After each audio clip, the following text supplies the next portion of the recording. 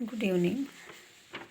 ಜೀವನದೊಳಗೆ ಹಿಂಗೆ ಬದುಕಿದ್ರೆ ಸಾಕಷ್ಟು ಸಮಸ್ಯೆಗಳಿಂದ ನಾವು ಹೊರಬರಬಹುದು, ಮುಕ್ತರೂ ಆಗ್ಬಹುದೇನೋ. ಸಾಕಷ್ಟು ಕಷ್ಟ ನಷ್ಟಗಳನ್ನು ಅನುಭವಿಸೋದು ತಪ್ಪಿಸ್ಬಹುದೇನೋ. ಹೆಂಗೆ ಬದುಕಿದ್ರೆ ನಮಗೆ ಹಿತವಾಗಿರ್ತದೆ, ಇನ್ನೊಬ್ಬರಿಗೂ ಕೂಡ ಹೇಗೆ ಹಿತವಾಗಿರ್ತದೆ ನಮ್ಮ ನಡೆ ನುಡಿ ಎಲ್ಲವೂ ಅರ್ಥ ಮಾಡ್ಕೊಂಡು ಬದುಕಿದ್ರೆ ಸರಳವಾಗಿ, ಸುಗಮವಾಗಿ, ಸುಂದರವಾಗಿ, ಸಂತೋಷವಾಗಿ ಬದುಕಬಹುದು. ಹಾಗಾದರೆ ಹೆಂಗೆ ಬದುಕಬೇಕು ನಾವು ಸರಳವಾಗಿ, ಯಾರಿಗೂ ತೊಂದರೆ ಆಗದೆ ಇರುವಂತೆ? ಒಂದಷ್ಟು ನಲ್ನುಡಿಗಳು, ನುಡಿಮುತ್ತುಗಳು ಇವೆಲ್ಲ ಓನ್ ಕ್ರಿಯೇಷನ್. ಸಾಧ್ಯವಾದರೆ ನೊಂದ ಮನಸ್ಸುಗಳನ್ನು ಅರಳಿಸುವಂತಿರಲಿ ಪ್ರೀತಿ, ಮಾತು, ಕೃತಿ ಎಲ್ಲವೂ ನಮ್ಮದು. ನಗುತ್ತಿರುವ ವದನ ವೇದನಾಪೂರಿತವಾಗಿ ಕಣ್ಣೀರು ಸುರಿಸದಿರಲಿ ನಮ್ಮಿಂದಾಗಿ. ನಮ್ಮಿಂದ ಯಾರೂ ಕಣ್ಣೀರು ಸುರಿಸಬಾರ್ದು ನೋಡ್ರಿ. ಸ್ಪಷ್ಟತೆ ಇಟ್ಟುಕೊಂಡೇ ಸಂಬಂಧಗಳನ್ನು ಆರಂಭಿಸೋದು ಉತ್ತಮ. ಬದ್ಧತೆಗೆ ಮೊದಲ ಆದ್ಯತೆ ಇರಲಿ. ಮನೆಗೆ ತೋಚಿದ್ದೆಲ್ಲವನ್ನ ನಾಲಿಗೆಯಿಂದ ನುಡಿದು ನಿಭಾಯಿಸಲಾಗದೆ ಹೇಡಿಗಳಾಗೋದು ಬೇಡ, ಕೇಡಿಗಳಾಗೋದು ಬೇಡ.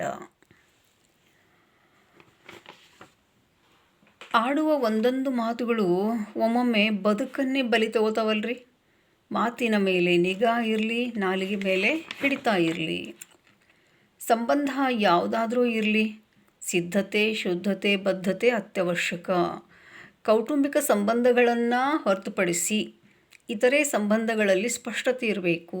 ಸ್ಪಷ್ಟತೆ ಇಲ್ಲದ ಸಂಬಂಧ ಅರ್ಥಹೀನ. ಗುಣವಿಲ್ಲದ ಹಣವಂತರನ್ನು ಎಂದಿಗೂ ದೊಡ್ಡವರೆಂದು ಕರೆಯಲಾಗೋದಿಲ್ಲ. ಹಣವಿಲ್ಲದ ಗುಣವಂತರನ್ನು ದೊಡ್ಡವರೆಂದೇ ಗೌರವಿಸಬೇಕಾಗುತ್ತದೆ. ಹೃದಯಹೀನತೆ ಭಾವದಾರಿದ್ರ್ಯಕ್ಕಿಂತ ಬೇರೆ ದಾರಿದ್ರ್ಯ ಇಲ್ಲವೇ ಇಲ್ಲ. ಭಾವಶ್ರೀಮಂತಿಕೆ ಹೃದಯ ಶ್ರೀಮಂತಿಕೆಗಿಂತ ಬೇರೆ ಶ್ರೀಮಂತಿಕೆ ಇಲ್ಲ. ಸಮುದ್ರದ ಮೇಲೆ ಬಿದ್ದಂಥ ಮಳೆ, ಹೊಟ್ಟೆ ತುಂಬಿದವರಿಗೆ ಕೊಟ್ಟಂಥ ಅನ್ನ, ಅಗತ್ಯವಿಲ್ಲದವರಿಗೆ ನೀಡುವ ಪ್ರೀತಿ ಎಂದಿಗೂ ಬೆಲೆಯನ್ನು ಪಡೆಯಲಾರವು. ಮನುಷ್ಯನೇ ಆಗಿದ್ದರೆ ಏನನ್ನೂ ಹೇಳುವ ಅಗತ್ಯ ಇಲ್ಲ. ಮನುಷ್ಯನೇ ಅಲ್ಲವಾದರೆ ಏನನ್ನು ಹೇಳಿನೂ ಪ್ರಯೋಜನ ಇಲ್ಲ. ಆದರವಿಲ್ಲದಲ್ಲಿ ಸೋದರಿ ಇಲ್ಲ, ಸೋದರಿ ಇಲ್ಲದಲ್ಲಿ ಸಿರಿ ಇಲ್ಲ. ಹೆಣ್ಮನಕ್ಕೆ ತಾಪ ತಂದವರಿಗೆ ನೆಮ್ಮದಿ ಇಲ್ಲ, ಸೌಖ್ಯವಿಲ್ಲ. ಹೆಣ್ಣೆ ಬಾಳಿನ ಕಣ್ಣೆಂದು ಅರಿತರೆ ಭಾಗ್ಯಕ್ಕೆ ಎಣೆಯಿಲ್ಲ. ಹೆಣ್ಣು ಮಣ್ಣಿಗೆ ದ್ರೋಹ ಮಾಡಿದವನ ಮೈ ಮನ ಹುಣ್ಣಾಗಿ ಅಡರುವುದು, ನರಳುವುದು ಲೋಕದಲ್ಲಿ. ಸೋತವರ ಹೆಗಲೇರಿ ಸವಾರಿ ಮಾಡೋದು ಬೇಡ, ಅದು ಅಮಾನವೀಯತೆ ಅನ್ನಿಸ್ಕೊಳ್ತದೆ. ಮನೋದೈಹಿಕ ದೌರ್ಬಲ್ಯ ಇರುವಂತಹ ವ್ಯಕ್ತಿಯಿಂದ ಏನನ್ನೂ ನಿರೀಕ್ಷೆ ಮಾಡಬಾರ್ದು. ಒಂದು ವೇಳೆ ನಿರೀಕ್ಷಿಸಿದರೆ ನಿರಾಸೆನೇ ಕಟ್ಟಿಟ್ಟ ಬುತ್ತಿ.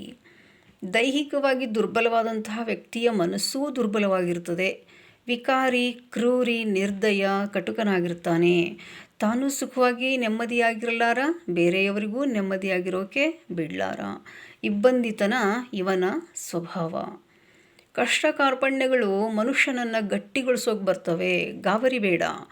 ಈ ಕಾಲವೂ ಸರಿದು ಹೋಗ್ತದೆ. ಕಷ್ಟ, ಸಂತೋಷ, ಸುಖ, ದುಃಖ ಒಂದೇ ನಾಣ್ಯದ ಎರಡು ಮುಖಗಳಿದ್ದಂತೆ. ಸದಾ ನಗ್ತಾ ನಗ್ತಾ ಬದುಕೋದನ್ನು ರೂಢಿ ಮಾಡಿಕೊಂಡಾಗ ಕಷ್ಟಗಳು ಕೂಡ ಹೆದರಿ ದೂರ ಓಡಿ ಹೋಗಬಹುದು ಬಹುಶಃ. ಈ ಕ್ಷಣದಲ್ಲೇ ಬದುಕಬೇಕು. ಭೂತದ ಬಗ್ಗೆ ವಿಷಾದ ಬೇಡ, ಭವಿಷ್ಯದ ಬಗ್ಗೆ ಚಿಂತೆನೂ ಬೇಡ, ಆಲೋಚನೆಗಳು ಬೇಡ. ನಮ್ಮ ಆತ್ಮದ ಉತ್ಕಟ ಅಪೇಕ್ಷೆ ಮತ್ತು ಹಂಬಲವನ್ನು ಅನುಸರಿಸಬೇಕು. ಅವರನ್ನು ಮೆಚ್ಚಿಸೋಕೆ ಅಥವಾ ಬೇರೆಯವರ ಮಾತಿನಂತೆ ನಡ್ಕೊಳ್ಳೋದು ಬೇಡ. ನಾವು ನಿಸರ್ಗದ ಒಂದು ಭಾಗ. ನಿಸರ್ಗವನ್ನು ಆರಾಧಿಸಬೇಕು. ಮರಳಿ ನಿಸರ್ಗದೆಡೆಗೆ ಮುಖ ಮಾಡಿ ಬದುಕೋದನ್ನು ಕಲಿಬೇಕು. ನಮ್ಮ ಸುತ್ತಮುತ್ತ ಉತ್ತಮ ಸ್ನೇಹಿತರಿದ್ದರೆ ಯಾವ ಆಸ್ತಿ ಅಂತಸ್ತು ಯಾವುದೂ ಬೇಡ ರೀ. ಉತ್ತಮ ಸ್ನೇಹಿತರೆ ಉತ್ತಮ ಔಷಧಿ ಇದ್ದಂತೆ. ಮನಸ್ಸಿನ ತುಂಬ ಪ್ರೀತಿಯ ಭಾವವನ್ನೇ ತುಂಬಿಕೊಳ್ಳೋಣ. ಎಲ್ಲರನ್ನೂ, ನಮ್ಮ ಸುತ್ತುವರಿದ ಪ್ರಪಂಚವನ್ನು ಪ್ರೀತಿ ಮಾಡೋಣ. ನಮ್ಮನ್ನು ಸುತ್ತುವರಿಯೋದು ಯಾರ್ರೀ? ನಮ್ಮ ಕುಟುಂಬ, ಗಂಡ ಹೆಂಡತಿ, ಮಕ್ಕಳು, ಅಪ್ಪ ಅಮ್ಮ, ಮೊಮ್ಮಕ್ಕಳು, ಮತ್ತೇನು ನಮ್ಮ ಇನ್ನಿತರ ಸಂಬಂಧಗಳು, ನಮ್ಮ ಸ್ನೇಹದ ಬಳಗ. ಇಷ್ಟೇ ಅದು ಪ್ರಪಂಚ ಅಂದರೆ ಎಲ್ಲೋ ಅಮೇರಿಕಾ, ಇಂಗ್ಲೆಂಡ್ ಎಲ್ಲ ಒಳಗೊಂಡು 600 ದೇಶ 800 ದೇಶಗಳೆಲ್ಲ ಪ್ರಪಂಚ ನಮ್ಮ ಪಾಲಿಗಿರೋ ಪ್ರಪಂಚ ಇದಿಷ್ಟನ್ನೇ ಪ್ರೀತಿಸೋದನ್ನು ಕಲ್ತ್ವಿ ಅಂತಂದರೆ ನೆಮ್ಮದಿಯ ಬದುಕು ನಮ್ಮದಾಗ್ಬೋದು. ನಂಬಿ ಬಂದವರನ್ನು ಯಾವತ್ತೂ ವಂಚಿಸೋದು ಬೇಡ, ಮೋಸ ಮಾಡೋದು ಬೇಡ. ಇನ್ನೊಬ್ಬರ ಭಾವನೆಗಳಿಗೆ ಧಕ್ಕೆ ತಂದು ನಾವು ಖುಷಿ ಪಡೋದು ಅಥವಾ ಮೌನವಾಗಿರೋದು, ಇನ್ನೊಂದು ಪಲಾಯನ ಮಾಡೋದು ಬೇಡ. ಬಹಳ ಅಮಾನವೀಯತೆ, ಕ್ರೌರ್ಯ ಅನ್ನಿಸ್ಕೋತದೆ, ಬಹಳ ಹಿಂಸೆ ಕೊಟ್ಟಂಗೆ ಅನ್ನಿಸ್ತದೆ ಇನ್ನೊಬ್ಬರ ಮನಸ್ಸಿಗೆ. ನಂಬಿದವರನ್ನಂತೂ ಮೋಸ ಮಾಡಲೇಬಾರ್ದು. ಅಂತಹ ದ್ರೋಹಕ್ಕೆ ತಕ್ಕ ಶಿಕ್ಷೆ ದೇವರು ಕೊಟ್ಟೇ ಕೊಡ್ತಾನೆ ಅನ್ನೋ ಎಚ್ಚರಿಕೆ ಸದಾ ಮನದಲ್ಲಿ ಇರಬೇಕು. ಮಾತಾಡಿದ್ರೆ ಹೋಯಿತು, ಮುತ್ತು ಒಡೆದ್ರೆ ಹೋಯಿತು. ಕಳೆದು ಹೋದಂತಹ ಸಮಯ ಯಾವತ್ತೂ ಬರೋಂಗಿಲ್ಲ. ಆಡಿ ಹೋದ ಮಾತು ಕೂಡ ಅಷ್ಟೇ ಮಹತ್ವದ್ದಿರ್ತವೆ. ಸಾರ ಯೋಚನೆ ಮಾಡಿ ಮಾತಾಡಬೇಕು.